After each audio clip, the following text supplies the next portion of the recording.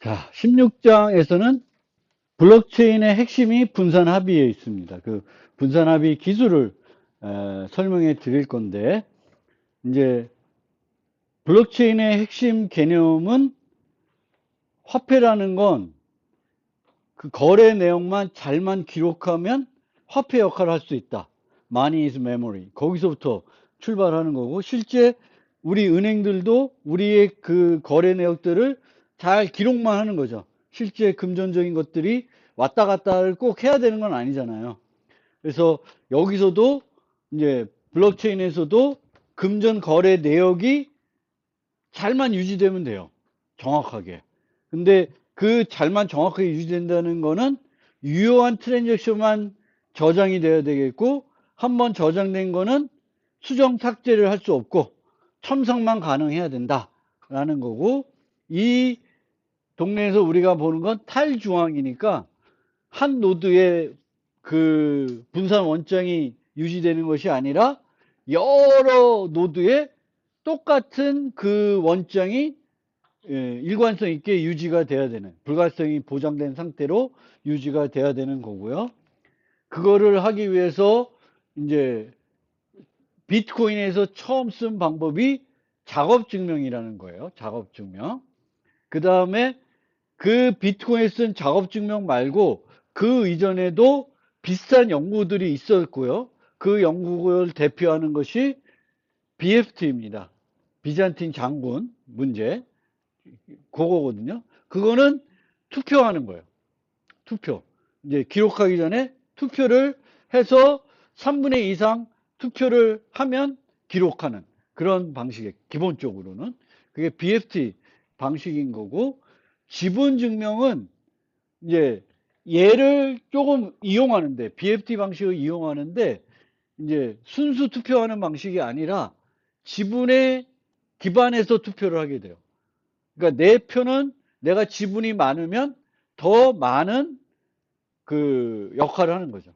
그래서 지분의 전체 지분의 70%가 동의하면 그게 기록이 되는 뭐 이런 개념입니다.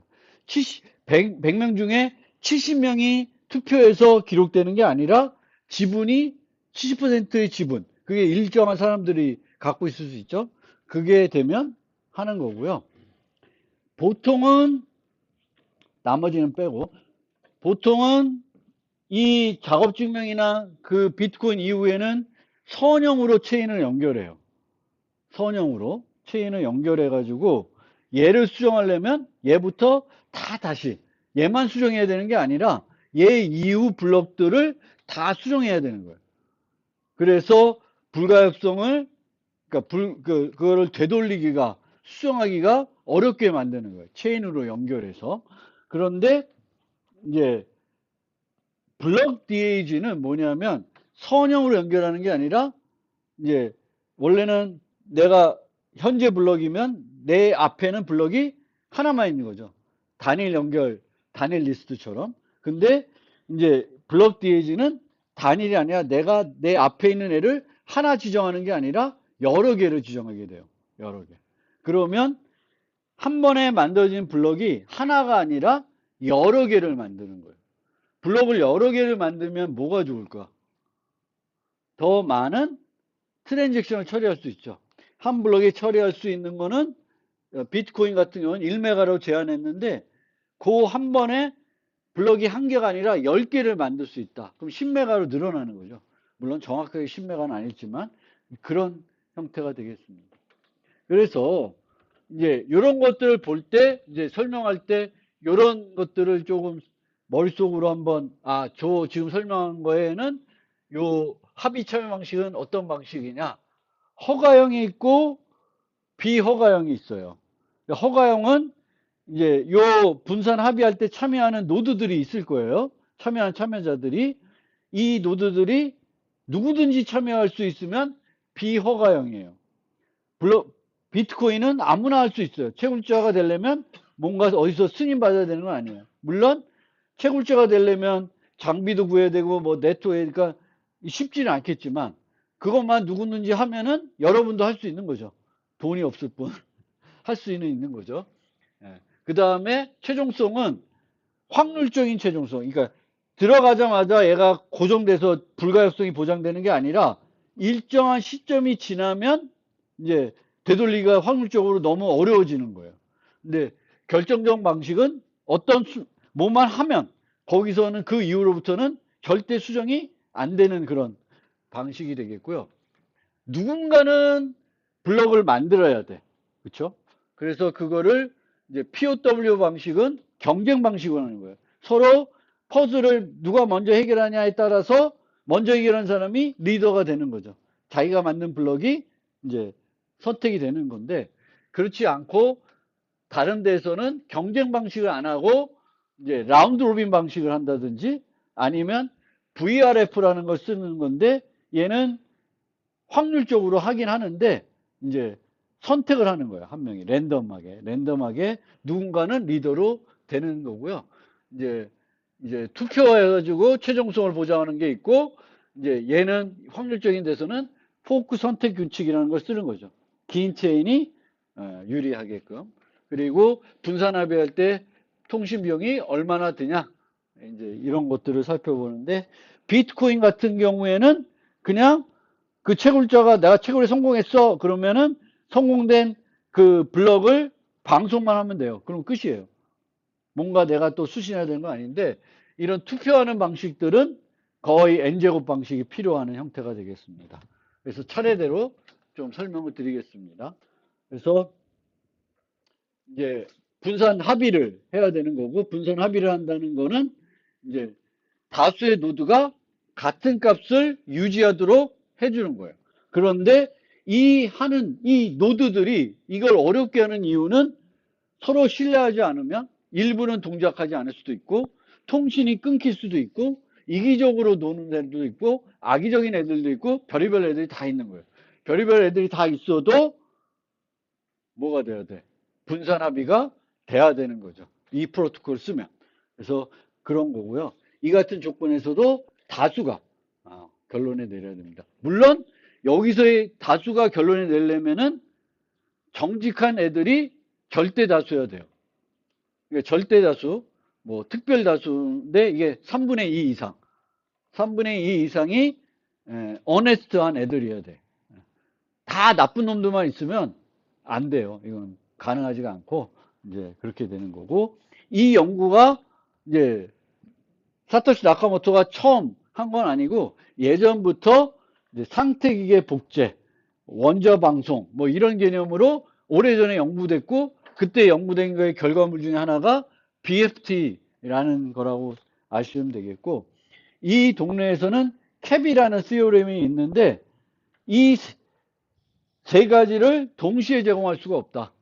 그래서 제공하려면 CP거나 AP여야 된다. CP는 일관성을 더 강조하는 거예요. 그러면 합의가 안 돼. 그러면 가용성이 안 된다는 건 거기서 머물러. 전진이 안 돼. 언제까지? 합의가 될 때까지. 근데 AP는 깨질 수 있어. 합의가 안 될 수 있어도 계속 가기는 가는 거예요. 그래서 비트코인은 AP 방식이에요. 그리고 나중에 소개될 텐더민트는 이제 CP 방식이라고 그래요. 근데 저 CAP를 동시에 할 수는 없다. 파티션 톨러런스는 어차피 네트워크는 끊길 수 있고 이렇게 되는 거니까 얘는 이제 디폴트 값이고, 이런 상황에서 얘 두 개를 동시에 할 수 있냐?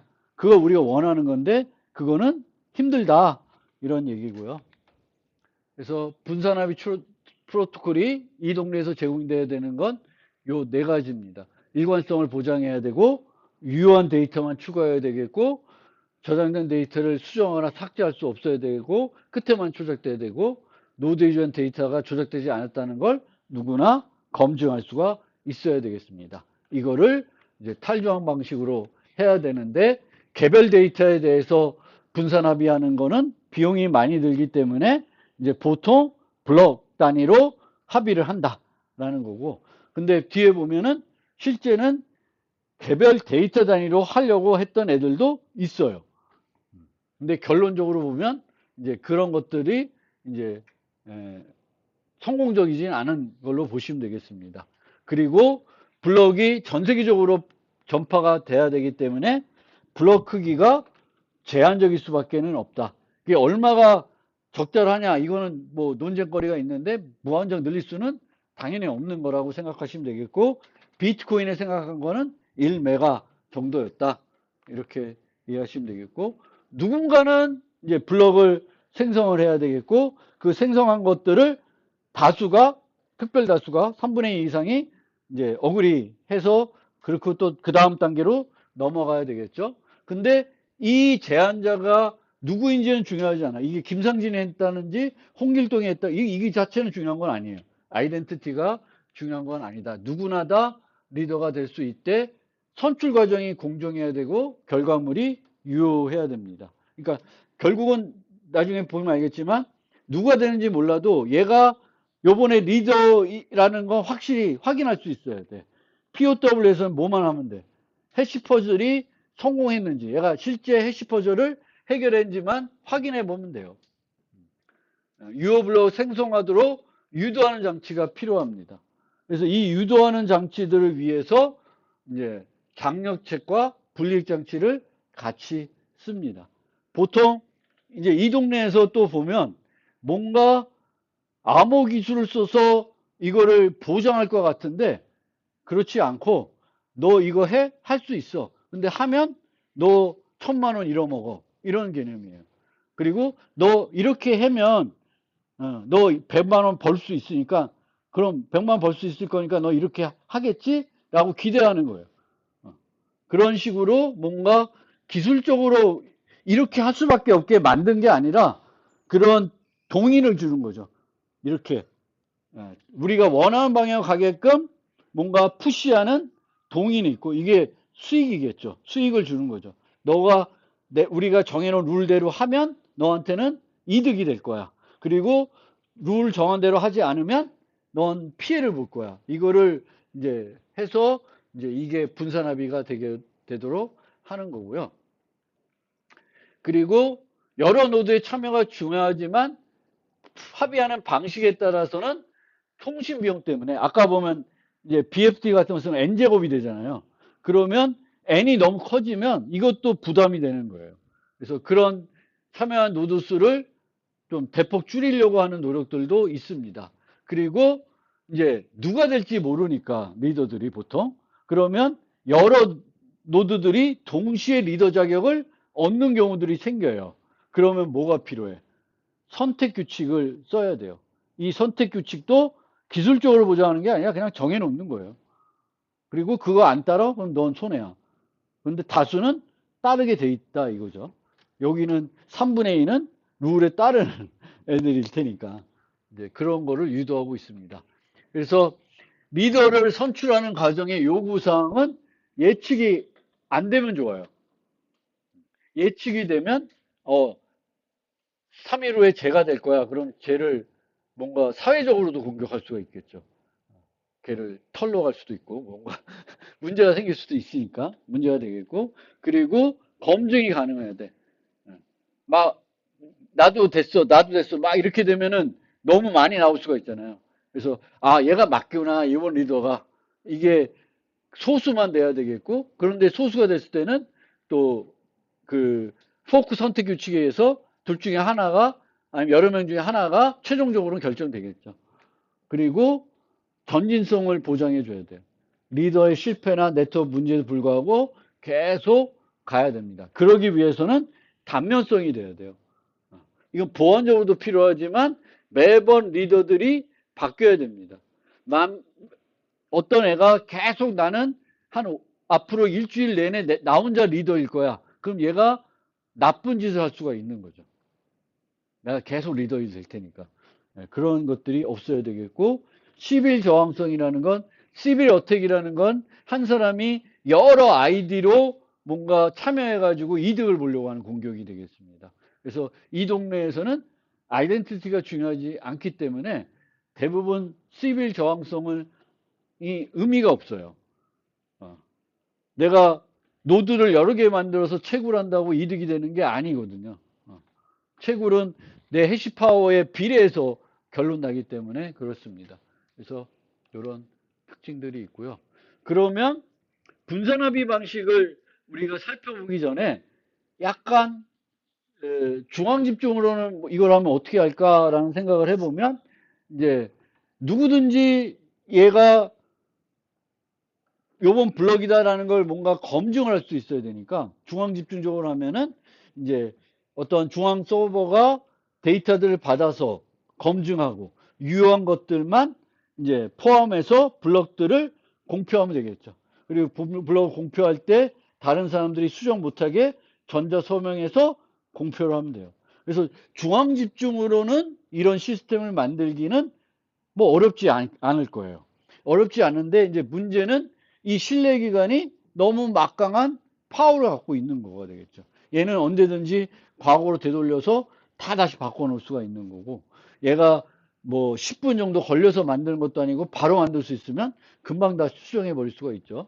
그래서 여러 가지 문제점들이 있습니다. 그리고 신뢰 기간 수를 늘리고 인계 기반을 하면은 탈중앙이 되는 거 아니야? 그런데 그거는 탈중앙이 아니라, 그렇게 한다고 탈중앙이 되는 건 아닙니다. 그래서 그런 거를 생각을 좀 해볼 필요가 있고요. 중앙집중적으로는 이런 시스템을 어떻게 만들까 한번 머릿속으로 생각해 보시기 바라고, 그러면 이제 불가역성을 보장해야 되는데, 암호 기술 중에는 이 불가역성을 보장할 때 쓸 수 있는 게 뭐가 있을까 생각해 보면 크게 해시 함수, 맥, 전자 서명이 있어요. 그렇죠? 근데 해시 함수는 누구나 쉽게 m을 m'으로 바꿀 수 있죠. 해시 값을 바로 바꾸면 되니까. 그래서 얘는 그런 문제가 있고, 맥은 얘는 키가 있는 사람만 만들 수 있지만 확인하려면 또 뭐가 필요해? 키가 필요하죠. 똑같은 키. 근데 확인할 수 있게끔 키를 주면 또 그 사람은 뭘 할 수 있어요? 이걸 만들 수가 있죠. 그래서 이 동네에서는 매그스나 해시함수나 별 의미가 없어요. 그리고 전자서명은 좋은 거죠. 그러니까 이 전자서명으로 우리가 데이터를 만들면 누구든지 확인할 수 있고, 수정하려면 서명키가 없으면 수정을 못하는 거죠. 비용은 얘보다 좀 비쌀 뿐 얘가 더 부인 방지도 되고 좋은 점이 있습니다. 그래서 결국은 우리가 활용하는 기술은 전자서명 기술하고 해시함수를 쓰는데, 이 POW에서는 해시함수를 그냥 쓰지 않고 뭐 쓰냐면은 해시 퍼즐을 이용해서 쓰는 거죠.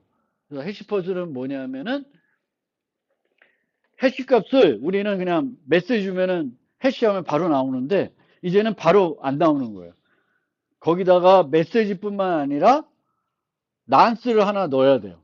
그럼 난스를 바꿀 때마다 해시 값은 달라지겠죠. 근데 달라진다고 다 그게 유효한 해시 값을 우리는 인정하지 않고, 어떤 애들로 인정하냐면 최상위 비트가 몇 개는 앞에 몇 개가 다 0이 돼야 돼. 그럼 맨 앞에 있는 첫 비트가 0이 되려면 얘는 몇 번 계산하면 구할 수 있을까?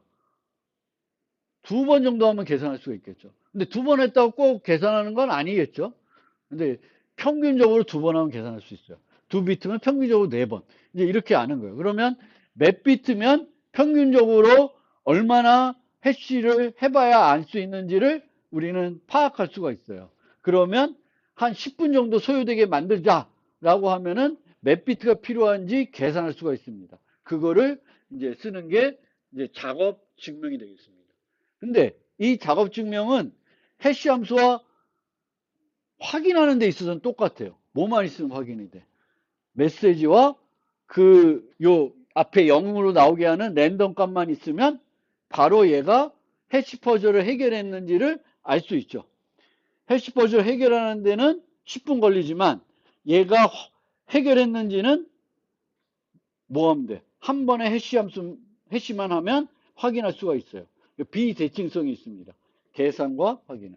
그래서 이런 식으로 이제 여기서는 작업 증명을 10분에 한 번 이 해시 퍼즐 해결하게끔 비트코인에서 만들어서 사용을 하고 있습니다. 그러면 이 작업 증명을 했다고 해서 불가역성이 보장이 되냐?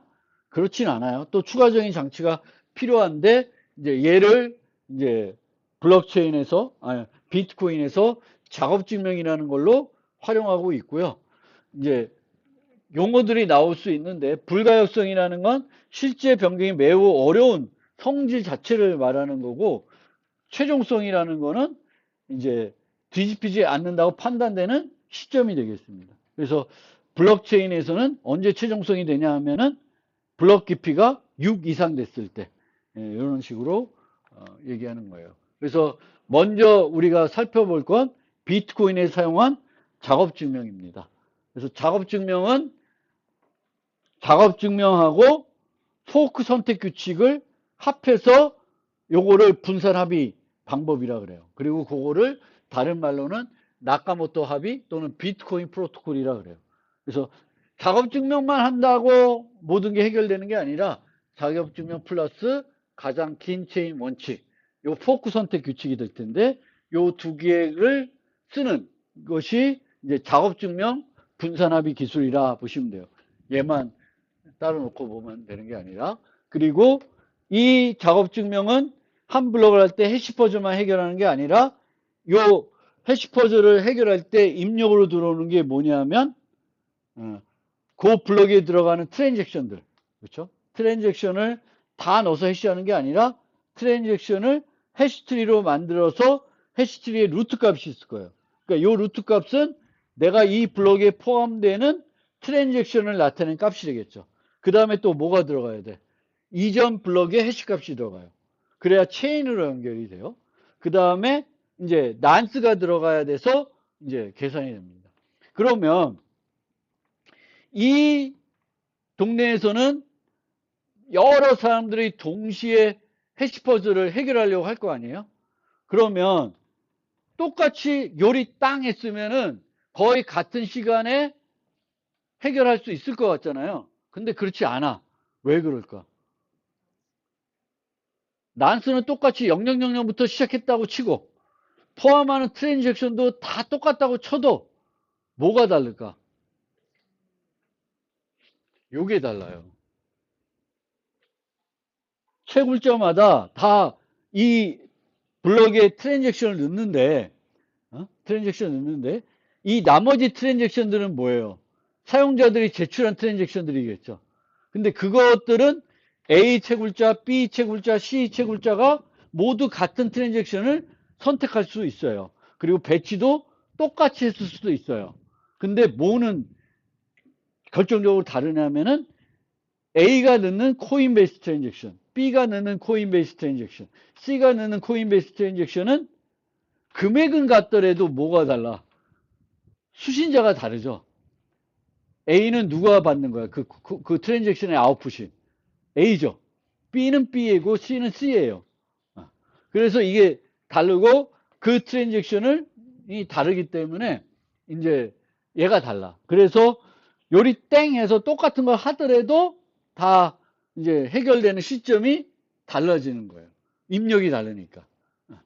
비슷하게 해결할 수도 있겠지만 다르다는 거예요. 마치 똑같은 문제를 10명이서 동시에 푸는 것처럼 생각할 수 있는데 10명이서 동시에 똑같은 문제를 풀면 해결되는 시점도 거의 똑같아야 돼요. 근데 문제가 다르다. 그거를 좀 알아두시고요. 이렇게 해서 최종 정규 체인에 포함되면 이제 이 채굴자들이 이제 보상을 받게 되는 거고요. 규칙을 준수하지 않고 내가 블록을 만들었어. 그러면 그 블록을 다른 노드들이 안 받아들여요.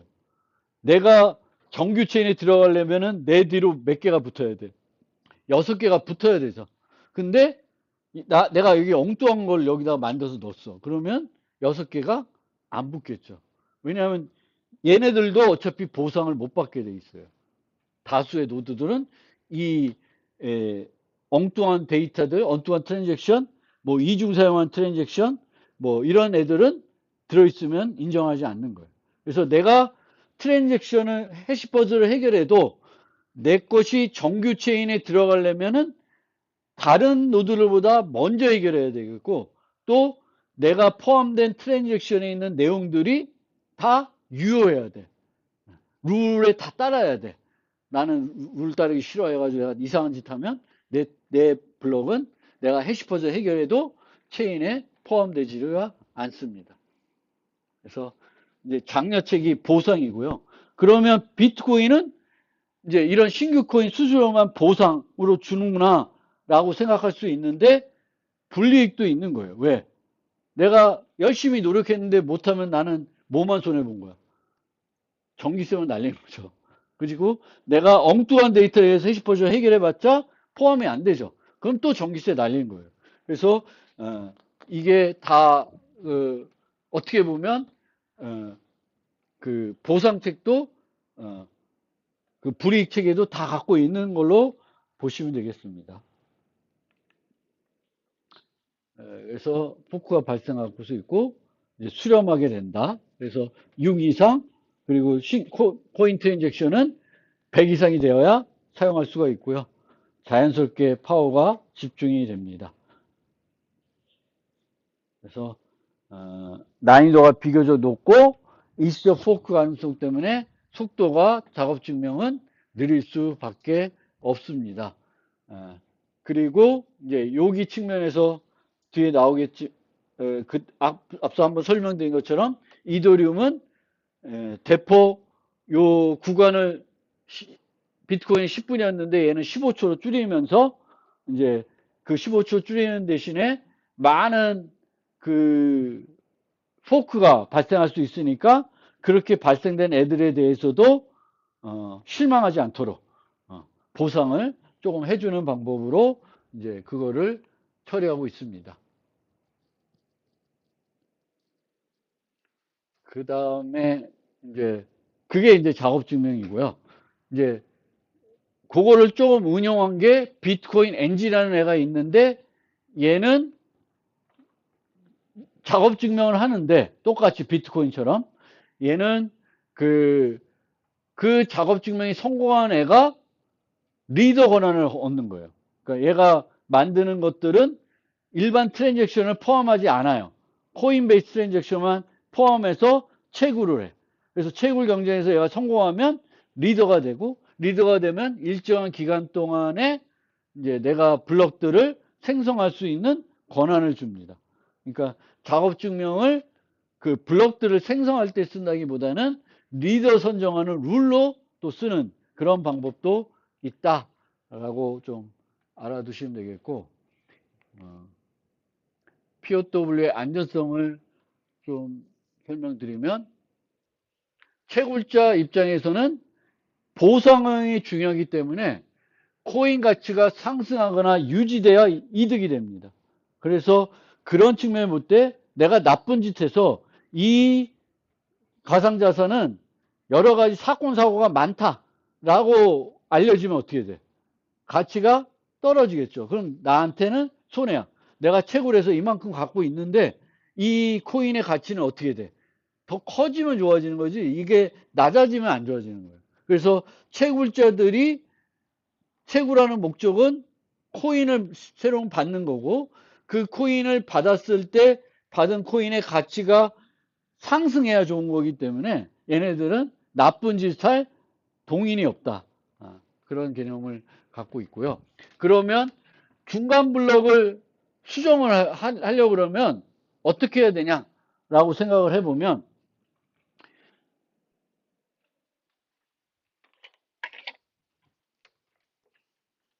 요거를 수정하려고 그래요. 근데 이렇게 붙어 있어요. 그러면 얘를 수정하는데 내가 장비가 좋은 게 있어. 그럼 얘를 수정하는데 얼마 걸릴까? 10분 잡으면 되겠죠. 그렇죠? 내가 열심히 하면 10분 안에 얘를 바꿀 수 있어. 그러면 얘를 바꿨다 그런다고 얘를 다른 노드들이 인정해 줄까? 인정해 주지 않겠죠. 그럼 난 또 뭘 해야 돼? 요 다음 거, 요 다음 거, 다음 거를 계속 만들어야 돼요.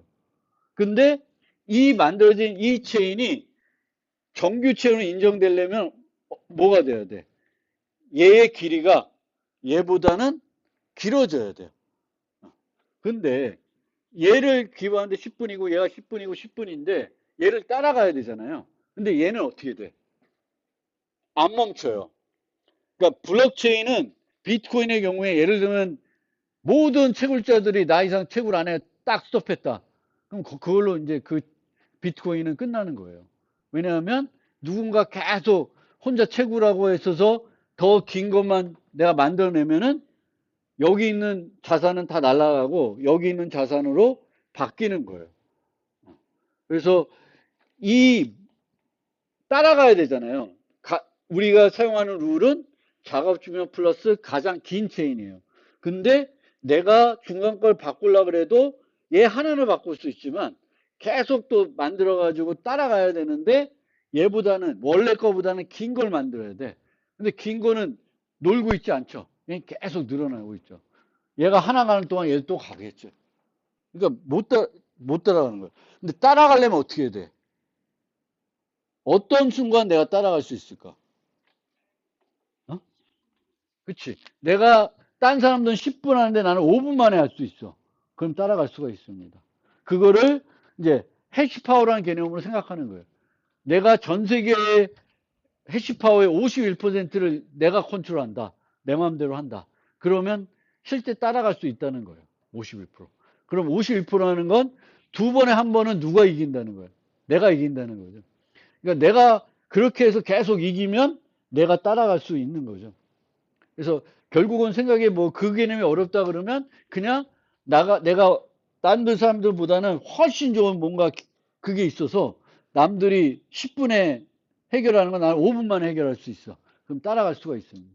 근데 그게 생태계가 건전하기 때문에 안 된다는 거예요. 그래서 여기서 핵심은 중단되지 않고 영구히 지속돼야 돼요. 이게 근데 정말 비트코인이 영구히 지속될까? 이제 그게 퀘스천 마크가 되는 거죠. 그래서 이 51%라는 공격이 뭔지 알겠죠?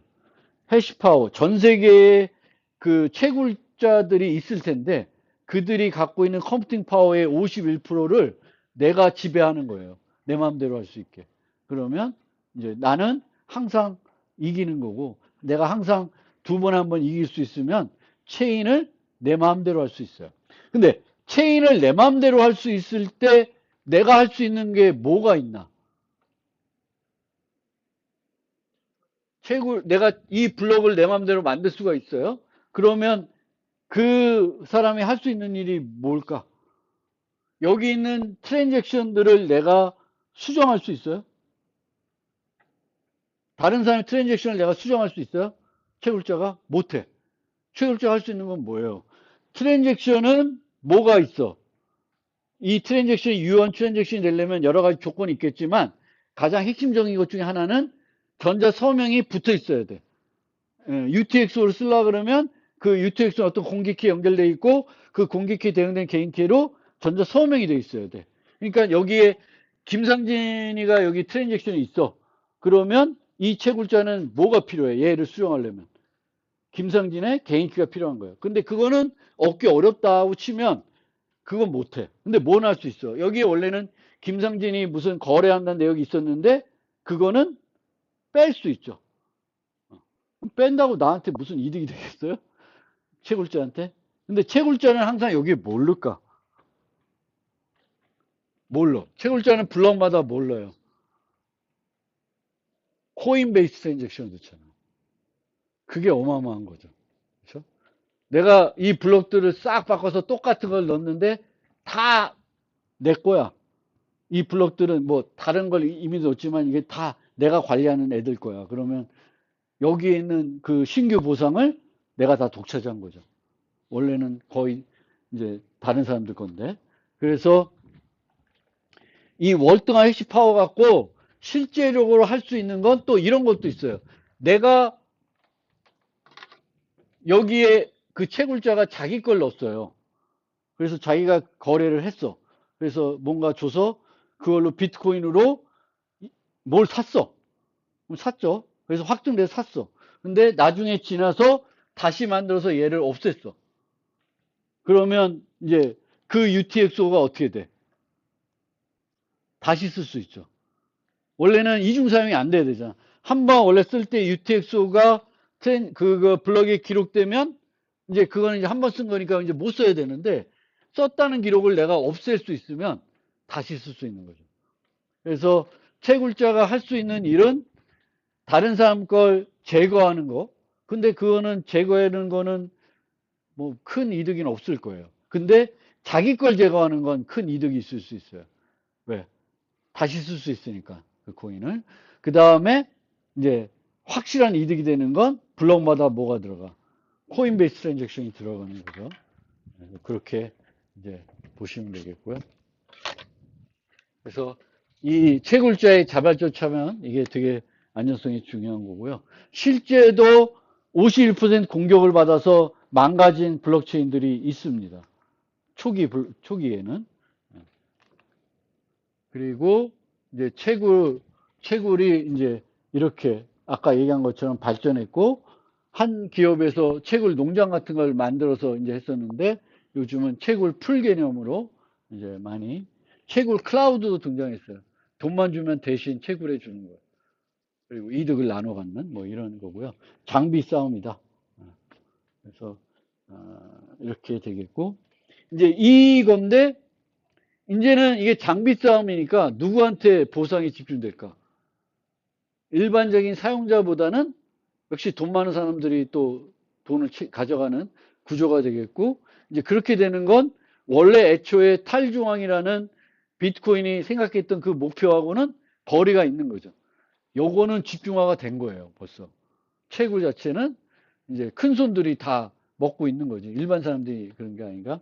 그래서 이런 개념, 프로체인 같은 것도 나왔는데, 어떻게 하면 좀 더 보상이 그 돈 많은 애들, 유리한 애들한테만 집중되지 않고, 이렇게 조금 더 골고루 보상들이 가져갈까? 그런 연구들도 좀 하고 있고요. 이더리움 같은 경우에는 이제 이런 GPU, FPG 같은 걸 활용해서 채굴을 못하게 이제 특수한 그 해시 함수를 쓰는 거예요. 특수한 해시 함수. 우리 패스워드 해시도 이런 걸 많이 써요. 메모리 많이 요구되는 거. 이런 GPU나 특수 하드웨어 갖고 속도를 늘릴 수 없는 그런 것들이 이제 중요해서 이제 이더리움 같은 경우에는 GPU로만 채굴할 수 있고 이제 이런 걸 만드는 거는 오히려 효과가 없도록 그렇게 하고 있습니다. 그래서 이 POW의 문제점은 확정 속도가 느리고 블록 크기가 본질적으로 제한돼서 처리율이 낮을 수밖에 없고, 더 큰 문제는 경쟁 방식으로 전기 소모가 많아요. 근데 전기 소모가 많은 건 또 무슨 문제가 돼요? 환경에 문제가 된다고 합니다. 다른 얘기들도 있는데 어쨌든 그렇습니다. 그래서 이제 실제 보면은 1초에 세계에서 한 7개밖에 안 되는. 이거는 뭐 실제 대규모 거래에는 활용할 수 없는 정도의 수치가 되는 거죠. 그런데도 되게 비싸요. 그냥 역사적인 어떤 의미, 희소성에 대한 가치, 뭐 이런 거에 기대 심리로 이제 비트코인에 투자를 하는 형태가 되겠습니다. 시간이 다 됐는데, 요게 이제 옛날 연구예요. 근데 요것만 그냥 간단히 설명드리고 또 자세한 건 다음 시간에 할게요. 그래서 비잔틴 장군 문제라는 게 있어요. 비잔틴 장군 문제. 그래서 성이 있고 성 주변에 장군들이 부하들을 이끌고 이렇게 있는 거예요. 여러 군데. 근데 이제 동시에 성을 공격하거나 아니면 퇴각을 동시에 하는 거예요. 근데 얘가 통신이 잘못돼서 일부만 공격하고 일부는 퇴각하면 이것저것도 아무것도 안 되는 거죠. 그래서 비잔틴 장군 문제는 이런 상황에서도 얘네들 간에 거리가 떨어져 있으니까 어떻게 통신할 수 있냐면 통신병들만 이용해서 통신할 수 있는 거예요. 그런 상황에서도 다수가 정직하면은 똑같은 결론에 도달하고 싶다가 비잔틴 장군 문제고, 비잔틴 장의 허용, 이제 이 문제를 해결하는 거를 비잔틴 장의 허용이라고 그래요. 무슨 문제인지 알겠죠? 그런데 여기서는 이제 기본적으로 메시지만 주고받으면 얘가 공격했는데 얘는 얘한테 태각하고 얘기하면은 얘기가 달라지는 거죠. 전달이. 그래서 그런 상황에서도 우리가 그 똑같은 결론에 도달하려고 그러면은 이제 요 비율이 돼야 되겠고, 그러니까 배신자가 3명 있으면 전체 장군은 몇 명 있어야 돼? 10명이 있어야 되는 거야. 그러니까 아까도 얘기한 70%, 3분의 2 이상은 이제 정직한 애들이 있으면 이게 돌아간다는 거고요. 이거를 우리가 그냥 프로토콜로 만들면 n의 f승 통신 비용이 들어요. 그럼 말이 안 되게 너무 많이 필요하죠. 그래서 뭘 쓰면 되냐면 전자서면 기술을 활용할 수가 있어요. 전자서명 기술을 활용하면은 통신 비용이 뭘로 줄냐? n제곱을 줄어요. 왜 n제곱 줄까? 아까는 어떻게 했어요? 얘가 공격했으면 얘가 공격하라고 했다고 얘기하는 게 아니라 얘가 공격이 아니라 퇴각하라고 얘기했다고 할 수 있어요. 그런데 얘가 이제 전달할 때 어떻게 주는 거예요? 전자 서명해서 주는 거죠. 그러면 얘는 받은 거를 안 줄 수는 있어도 바꿔서 줄 수는 없지. 공격을 퇴각으로 바꿔서 줄 수는 없어요. 근데 그럴 경우에 이제 문제는 뭐냐면 얘가 비잔틴이에요. 그러니까 얘가 나쁜 놈. 그러니까 얘는 나쁜 놈이 어떻게 되냐면 얘한테는 공격, 얘한테는 퇴각을 주는 거예요. 그러니까 원래는 이 리더가 똑같은 어떤 값을 서명해서 주면 여기 있는 애들이 막 나쁜 애도 있고 좋은 애들도 섞여 있더라 하더라도 다수가 정직하면 금방 결론에 도달할 수 있는데 얘가 이제 나쁜 거, 그러니까 퇴각, 공격을 같이 줘버리면 이제 얘는 정직한 애들에도 얘가 퇴각할 수 있으니까 퇴각하라고 또 전달하겠죠. 그러면 이제 그 개수가 안 맞아지는 거고 그런 상황에서도 요만큼만 있으면 이제 비잔틴 합의가 된다라는 거예요. 그래서 저거를 이제 활용하는 게 이제 그 PBFT라는 게 있는데 얘는 n제곱이 필요해요.